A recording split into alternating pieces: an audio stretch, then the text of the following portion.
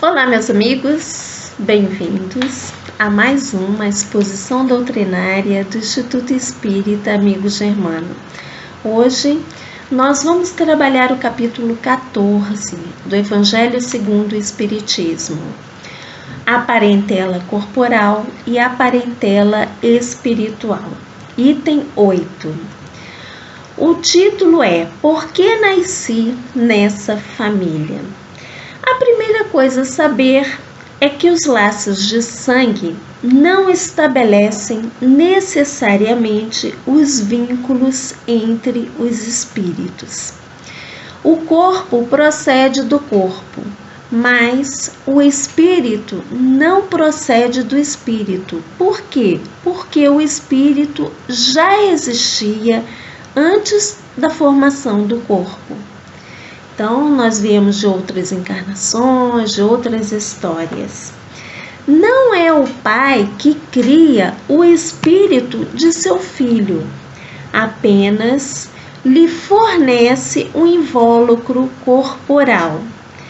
E o grande auxílio que esse pai pode dar é ajudar no progresso, espiritual, no progresso intelectual e moral de seu filho.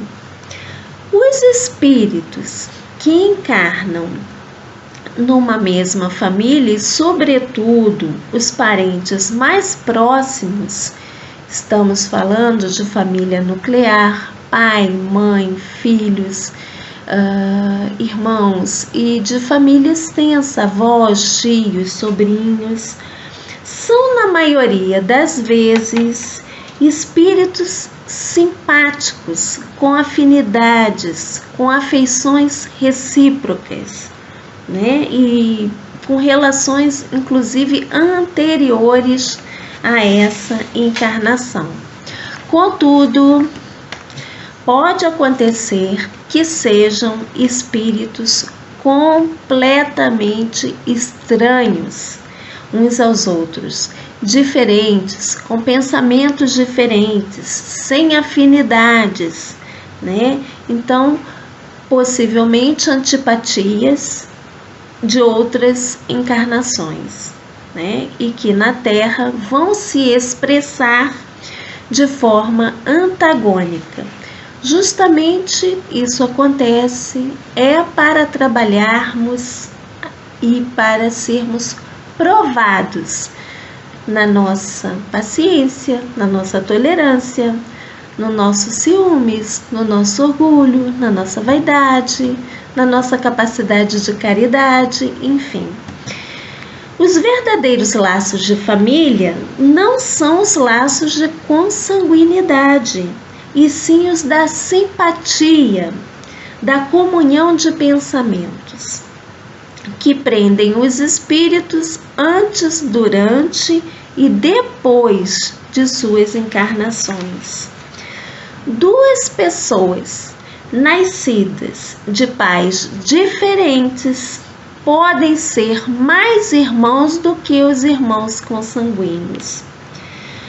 Amigos, irmãos verdadeiros. Eles se atraem, se buscam e sentem prazer um na companhia do outro. Por outro lado, há irmãos consanguíneos que se repelem o tempo todo. E esse é um problema que se configura para ser resolvido. Se não for resolvido nessa existência, terá que ser resolvido nas próximas existências. Então, nós temos duas famílias, as famílias pelos laços espirituais e as famílias pelos laços corpóreos. As primeiras são duráveis e se fortalecem pela purificação e perpetuam-se também no mundo espiritual, através das migrações das almas. As famílias pelos laços corpóreos são frágeis como a matéria, se extinguem com o tempo e muitas vezes se dissolvem nessa própria existência. Quantas famílias já se dissolveram nessa existência, né?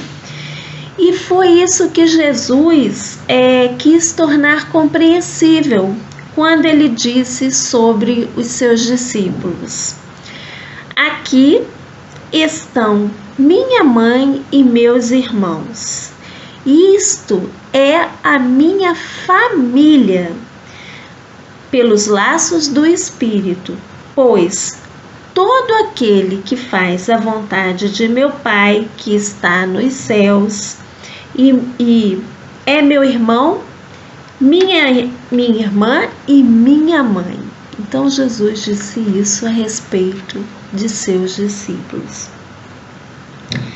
As famílias, pelos laços corpóreos, são reunidas com propósitos bem definidos.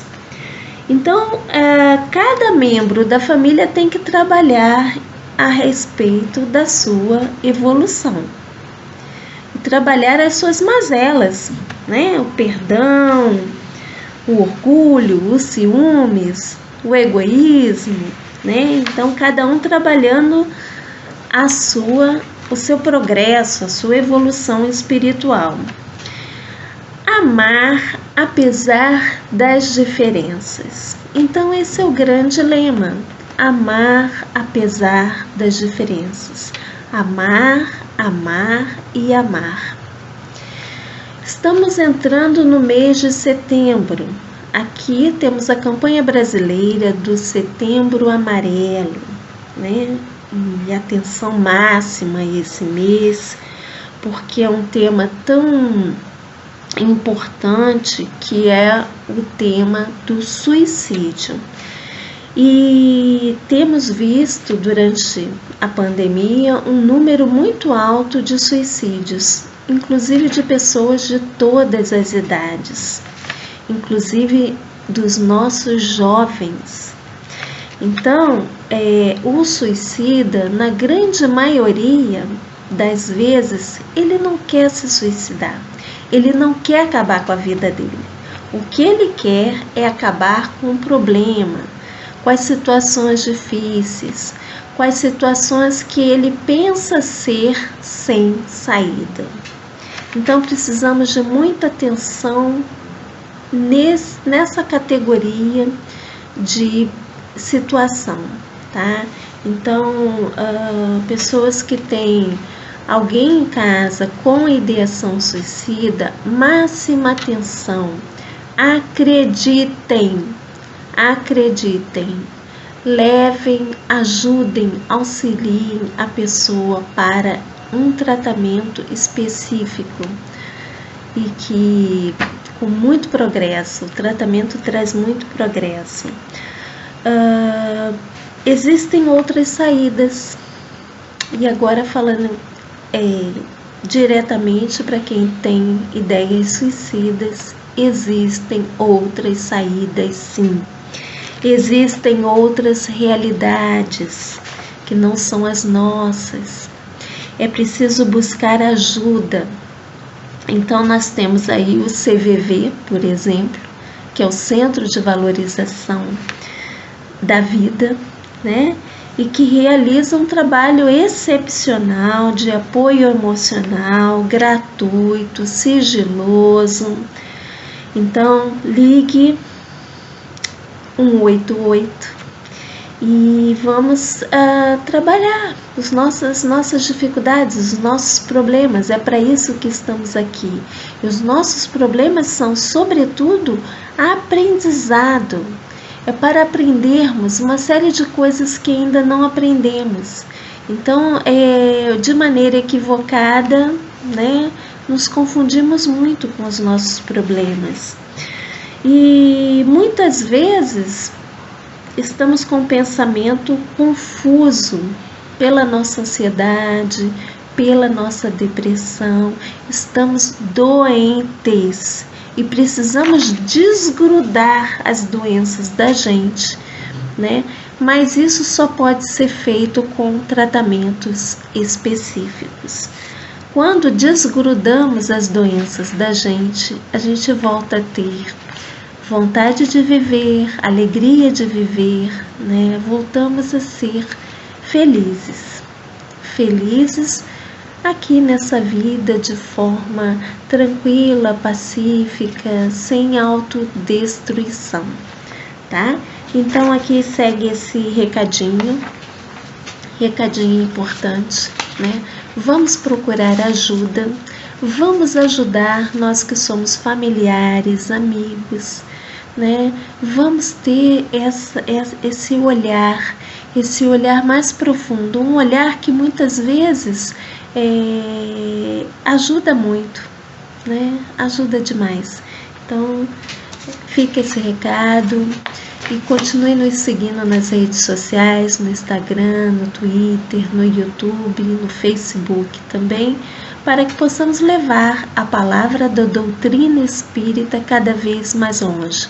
Vamos trabalhar o Setembro Amarelo com seriedade, com amor e dar às pessoas que precisam esperança. Muitos estão dentro de nossa família, então um olhar atento para todos os que são membros de nossa família. O ideal suicida não é fraco, ele só está adoentado e precisa de ajuda. Um grande abraço fraterno, fiquem com Deus e até a próxima.